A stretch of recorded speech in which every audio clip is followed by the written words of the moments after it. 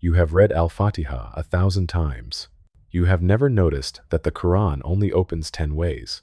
Every one of the 114 chapters begins in one of exactly 10 forms, not roughly 10. 10 categories, cataloged, named, and counted, and every chapter in the book falls into one of them. This is not a modern reading. It is a recognized classical science with its own name, and by the end of this, you will be able to look at the first line of any chapter in the Quran and know, before you read a second line, what kind of chapter you are in. The field is called Fawatih al-Suwar, the openings of the chapters. The enumeration we are using is the one set out by Jalal al-Din al-Suyuti in Itqan fi Ulum al Quran, which is one of the standard reference works on the sciences of the Quran and has been for 5 centuries. Al-Suyuti divides the opening forms into 10 types, and later scholars, including al-Castellani, reproduce the same division. Now the honest caveat, up front, because it matters. Scholars do not all group these identically. Some collapse 2 categories into one, holding that a supplication is a kind of statement. Some split a category further, separating the forms of praise. And a handful of individual chapters sit on a boundary, where one scholar reads the opening as an oath, and another reads it as a declaration. So this is a classification rather than a law of nature. We are following al-Suyuti's 10. It is the most widely reproduced enumeration, and where a chapter is genuinely disputed, I will say so. It is also worth noting what is not disputed, which is the underlying observation. Nobody in the field argues that the openings are arbitrary or that they resist classification. The disagreement is over how finely to divide them, which is a disagreement about resolution rather than about whether the pattern exists. One more thing before the list, because it explains why this science exists at all. An opening does a job that no other part of a text can do. It is the only part a reader cannot skip. It sets the expectation for everything after it, and in a book that was recited aloud before it was widely read, the opening was the moment attention was either captured or lost. Classical scholars treated this seriously for that reason. Commentators, including al-Qurtubi, al-Razi, and Ibn Ashur, discuss the openings as carrying deliberate rhetorical and thematic weight rather than being arbitrary starting points. The consistent view in that literature is that the opening of a chapter announces something about the chapter, which is a testable claim, and this video is the test. With that established, here's the first type. The first type is praise. In Arabic, it is called al-Thana, chapters that open by praising God before anything else happens. 14 chapters do this, and they split into 3 recognizable forms. 5 open with the words of praise. Alhamdulillah, all praise belongs to God. Those 5 are Al-Fatiha, Al-An'am, Al-Kaf, Saba, and Fatir. 7 open with a form of glorification, Tasbih.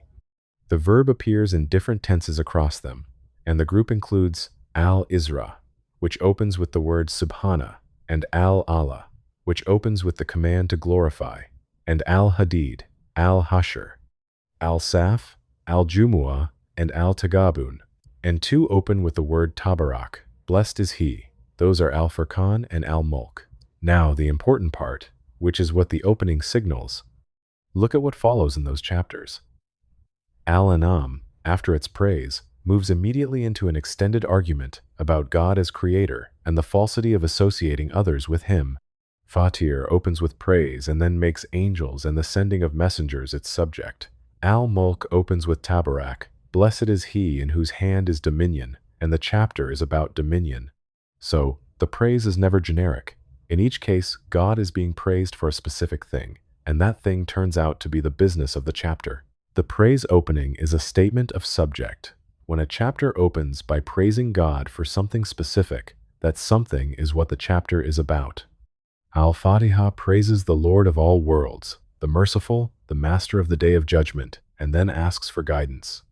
Every one of those attributes is doing work in the request that follows. So type 1 is a chapter announcing its theme through what it praises.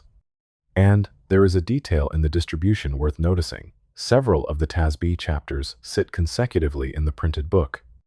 Al-Hashur, Al-Saf, Al-Jumu'ah, and Al-Tagabun run in close sequence, and all 4 open by declaring that whatever is in the heavens and the earth glorifies God.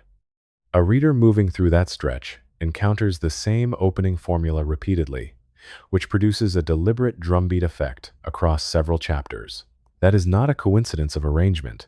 Those chapters share subject matter as well as opening, and the shared opening flags the family. Type 2 is the largest and the strangest, and it is the reason most people click on a video like this. It is the disconnected letters. 29 chapters open with letters rather than with words. Letters pronounced individually by name, forming nothing in Arabic. Alif, Lam, Mim, Ha, Mim, Ya, Sin, Kaf, Nun. 29 chapters out of 114. Roughly a quarter of the book opens with something that has no agreed meaning. Sit with the scale of that for a second. Whatever else is true about this book, 1 in 4 of its chapters begins with material that 14 centuries of scholarship has been unable to decode, and that fact has never been treated as an embarrassment by anyone inside the tradition. I am going to come back to these at the end and give them the full treatment, because there is a pattern running through all 29 that answers the obvious question about what they are doing there, and it is the strongest thing in this video. For now, note the position. They are the second category and the largest single block after the declarative openings. Hold them. We will come back. One thing to register now, though, because it will matter later. The letters are not evenly scattered. They cluster. 7 consecutive chapters, from Ghafir through Al-Ahqaf, all open with the same 2 letters, Ha, Mim. 5 open with Alif Lam Ra, 6 open with Alif Lam Mim. Random noise does not arrange itself into a run of 7. Type 3 is the call. In Arabic, al-nida. Chapters that open by addressing someone directly, using the vocative particle, which in English comes out as O. 10 chapters open this way, and they divide by who is being called. Some address the Prophet, peace be upon him, directly, O Prophet, which opens al-Ahzab, al-Talaq, and al-Tahrim, and 2 chapters address him by a state he was in, rather than by his title. O you who wraps himself in a garment, which opens al-Muzammil. O you who covers himself, which opens al-Mudaththir. Those 2 are worth pausing on. Both refer to him lying wrapped in cloth, and both chapters are extremely early. The address is not by name and not by office. It is by posture. Some address the believers. O you who have believed, which opens al-Ma'idah, al-Hujurat, and al-Mumtahana. And some address everybody. O mankind, which opens al-Nisa and al-Hajj. Now the signal, and it is the most useful of the 10. The call tells you the audience. A chapter that opens with O you who have believed is speaking to people already inside the community, and what follows is generally community material, conduct, rules, and how believers deal with one another. Al-Hujurat opens that way and proceeds to deal with mockery, suspicion, backbiting, and reconciliation.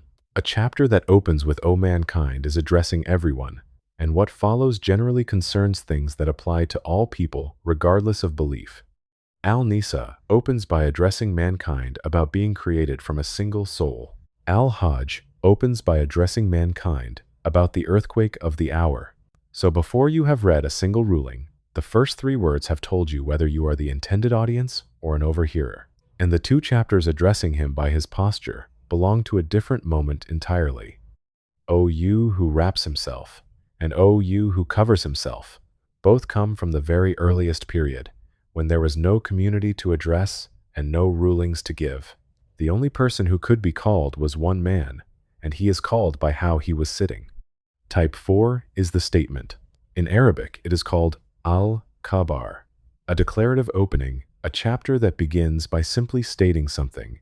This is the largest category after the letters, running to around 23 chapters, and it covers a wide range because a declaration can be about anything. These are the openings with no rhetorical framing at all, and there are more of them than of any other type except the letters.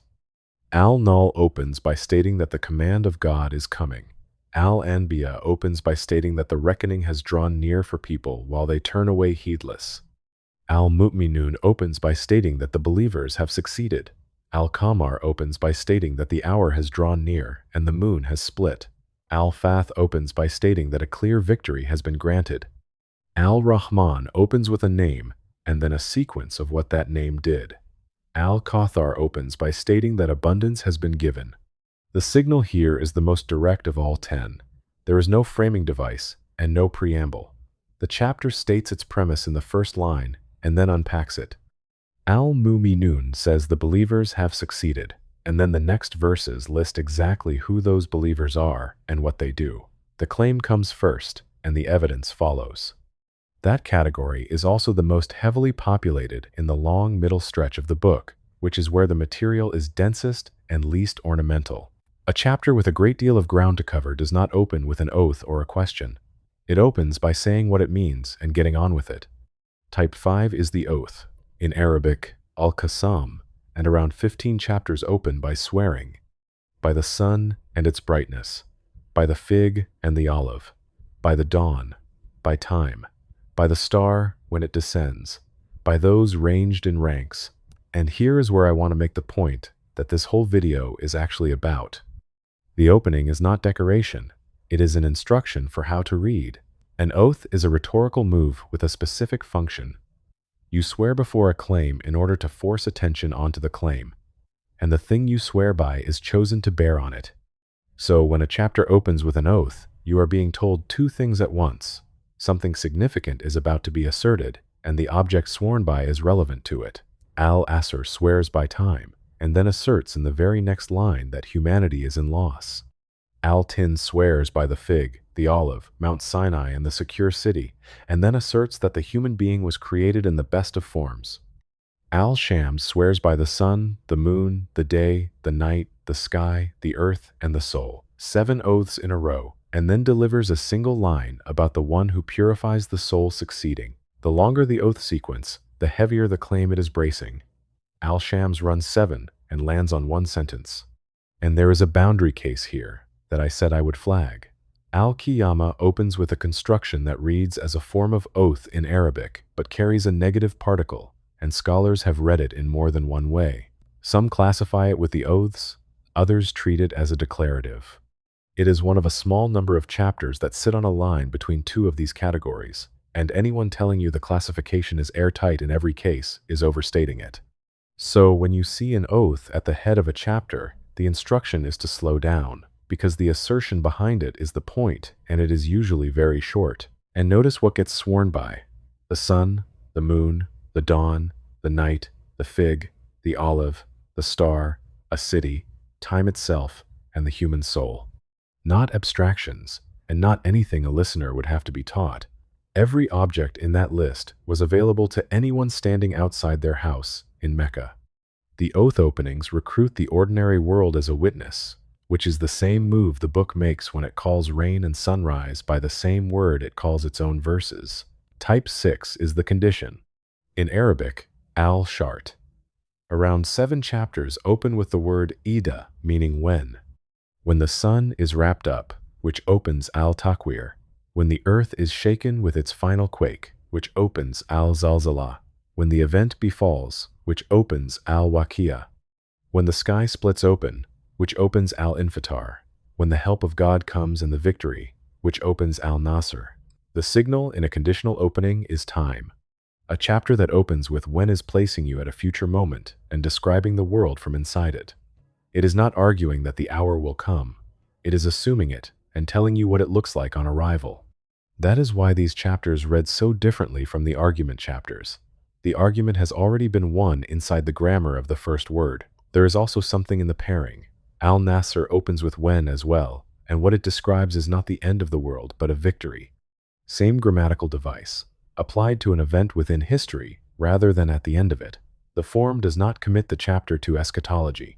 It commits it to a future moment being described as though you are standing in it. Type 7 is the command.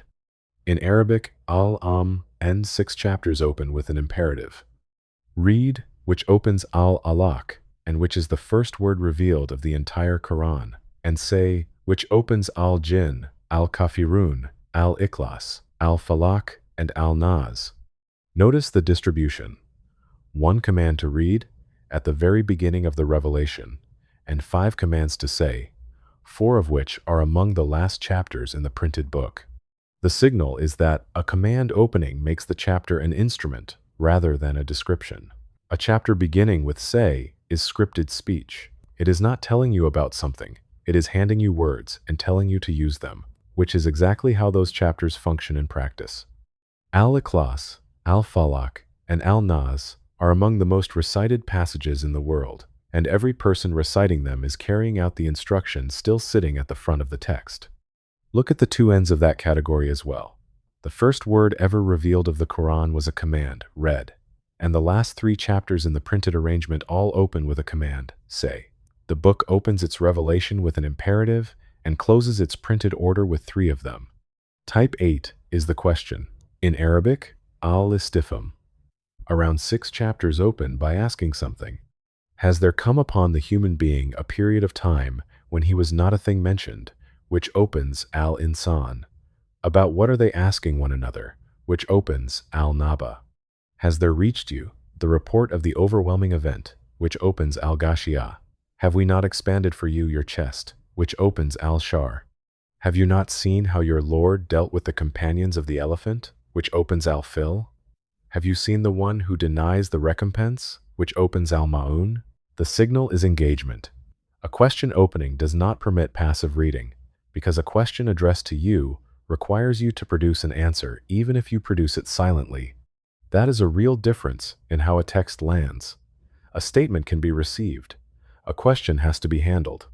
And the chapters using this form are almost all short, which means the question is doing the work of getting a listener into the material fast, at a length where there is no room for a gradual build. And notice that several of them are not really requests for information. Have we not expanded for you? Your chest is not asking. It is reminding, in the shape of a question, which is a form that lands harder than a statement of the same content. Quick word before we continue. If this is landing for you, take a second to subscribe and hit that like button. It genuinely moves this channel forward more than you would think. And I want your answer in the comments on this one. Now that you know the 10, which opening type is your favorite to hear recited, and why? Mine is the conditional, the ones that start with when, because the grammar puts you inside the event before you have understood anything. Tell me yours. I read them all.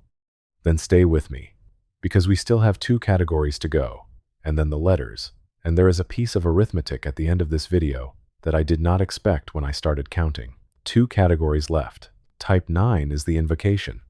In Arabic, al-dua. 3 chapters open this way, and they are the sharpest openings in the book. Woe to those who give short measure, which opens al-mutaffifin. Woe to every scorner and mocker, which opens al-humazah. And may the hands of Abu Lahab perish, which opens al-masad. The form is a pronouncement, delivered against a named or described party before any explanation of what they did. The signal is that a verdict has been reached before the case is presented. These chapters do not build toward a judgment. They open with it, and then set out the conduct afterward. Al-Humazah pronounces woe, and then describes the man who accumulates wealth and counts it and thinks it will make him last forever. That inversion is the point of the form. You are told the outcome first, and then you watch behavior you may recognize, knowing where it lands. And the 3 subjects of those chapters are worth noticing together, because they are not what people expect from the harshest openings in the book. One is about cheating and measurement, giving less than what was paid for. One is about mockery and hoarding, and one concerns a specific man who opposed the message. 2 of the 3 are about ordinary commercial and social conduct, short waits, and contempt for other people. Not disbelief in the abstract, and not any of the things usually assumed to attract the strongest language. Type 10 is the reason. In Arabic, al-talil, and this one is the smallest category in the entire classification. 1 chapter. Quraysh opens with a phrase meaning for the accustomed security of Quraysh, using a particle that indicates cause or purpose. It is the only chapter in the Quran that opens with a because. And it is a genuinely strange thing to do, because a reason clause normally attaches to a statement, and here it comes first with nothing before it. The chapter opens mid-thought, grammatically speaking, and then supplies the instruction it is a reason for 2 verses later. So let them worship the Lord of this house. Some commentators connect it to the chapter immediately preceding it, which describes the destruction of the army that came against the Kaaba, and read the 2 as continuous. Others treat it as self-contained. Either way, it is a category of 1, and it is the only chapter in the book whose first word is a conjunction of cause. And there is something fitting in a taxonomy of 10 ending with a category containing a single member.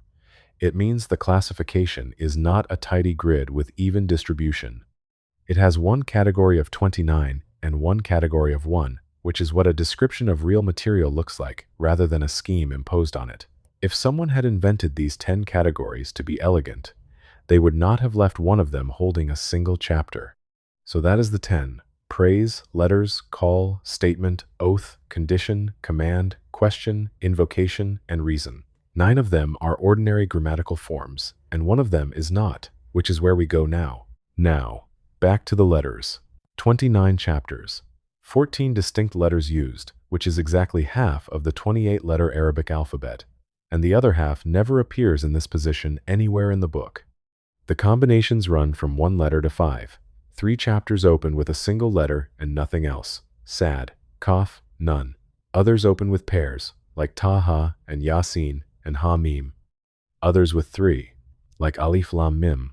1 opens with 4, and 2 carry 5-letter combinations, which is the ceiling, and nothing in the book exceeds it. 4 chapters are named after their letters. Taha, Yasin, Sad, and Kaf are not nicknames for those chapters. They are the titles. Millions of Muslim boys carry the name Yasin, after a chapter whose title is 2 letters that no scholar in 14 centuries has definitively explained. And they are not a later addition, which is the first theory most people reach for. The letters appear in the earliest surviving Quranic manuscripts, written as text rather than as marginal notation, counted as verses, and recited as revelation. Whatever they are, they were there from the beginning. There is also a detail about how they are recited that most people who recite them weekly have never registered. Everywhere else in the Quran, letters combine into words and are pronounced as words. In these 29 openings, that stops. The reciter announces the name of each letter individually, the way you would spell something out for someone taking dictation, and the rules of recitation stretch several of them well beyond the length of ordinary speech. So the recitation itself slows down at the threshold of the chapter, holds something that will not resolve into meaning, and then moves forward into text that can be understood.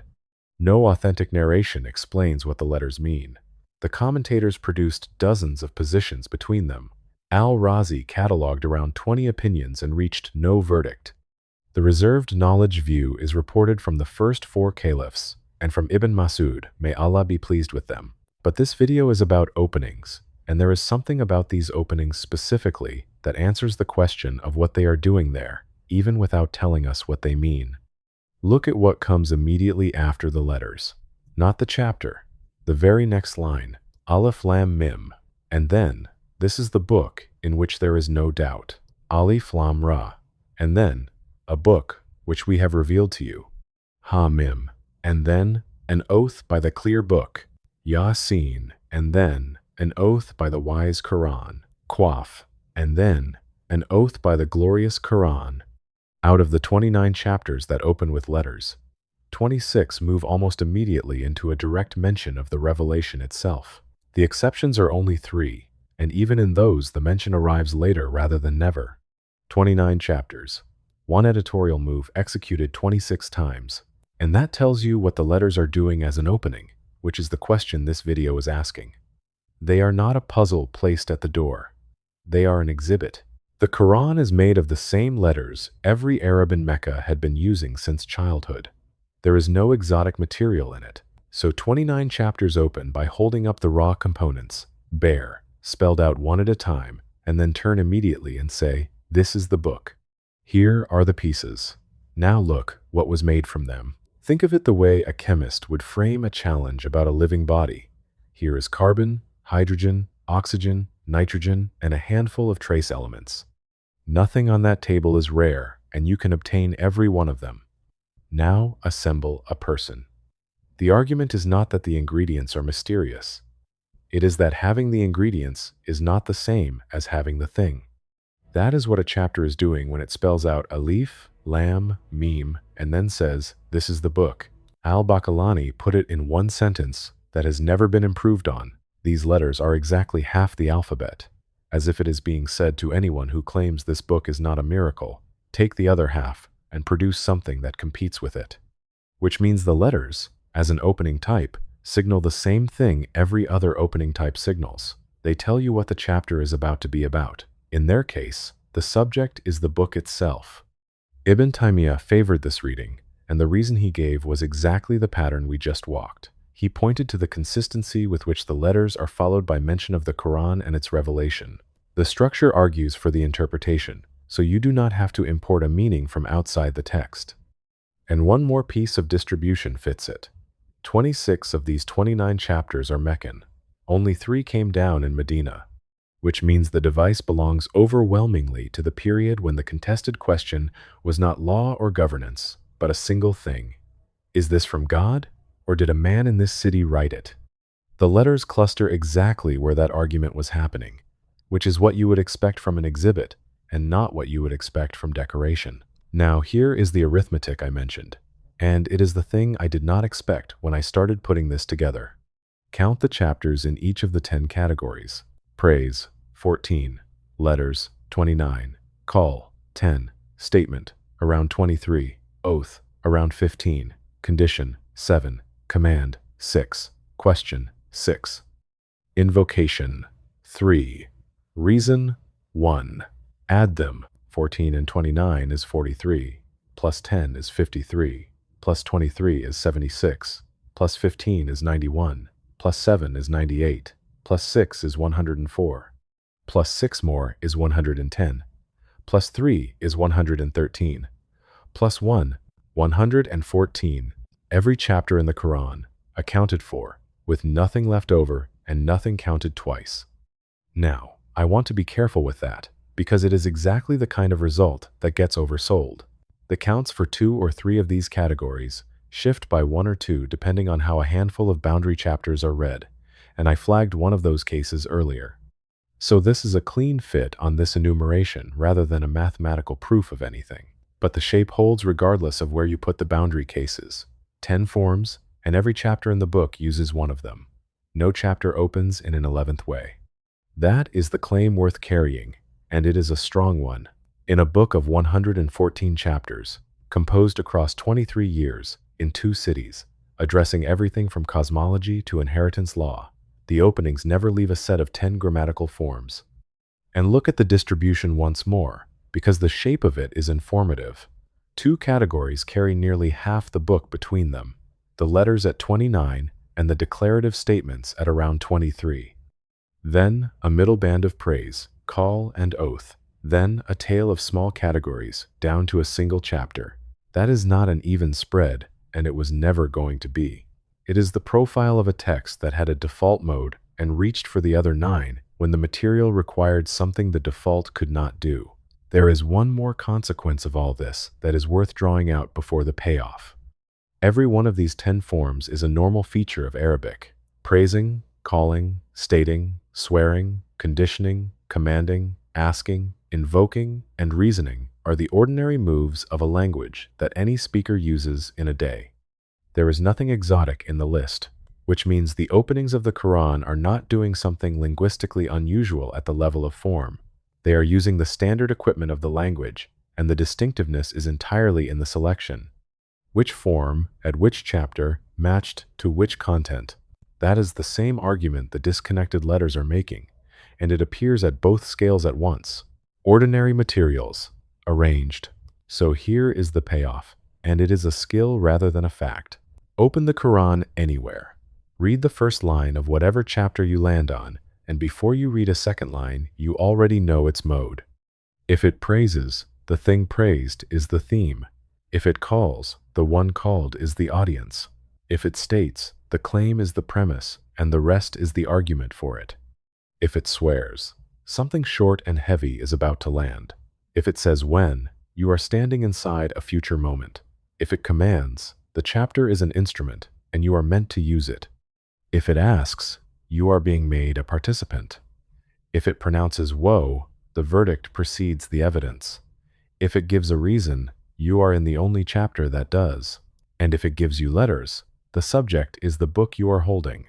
10 doors, 114 chapters, and a classification catalogued 5 centuries ago that almost nobody who recites this book has ever been shown. And notice what the skill actually gives you, because it is not trivia. It changes the first 5 seconds of every encounter you have with a chapter for the rest of your life. You will no longer start reading and gradually work out what kind of thing you are in. You will know at the first line, and the reading will be oriented from the beginning rather than from somewhere in the middle. That is a small change applied 114 times. And there is something worth saying about why this is not common knowledge, because it is not hidden and it is not difficult. Almost nobody reads the Quran the way this video just did. People read a chapter, or a passage, or a portion assigned for the day. What almost nobody does is read 114 first lines in a row and nothing else, which is the only way this pattern becomes visible. The classical scholars did exactly that. Al-Suyuti compiled Al-Itqan as a reference work on the sciences of the Quran, and cataloging the openings as a category was ordinary scholarly labor for him. The observation has been in print and available for 5 centuries. It simply requires reading the book along an axis. Nobody reads it along. Everything you have just learned is on the surface. It is in the first line of every chapter, printed, in every copy, in every language, and it has been sitting there the entire time. The information was never restricted. The angle was.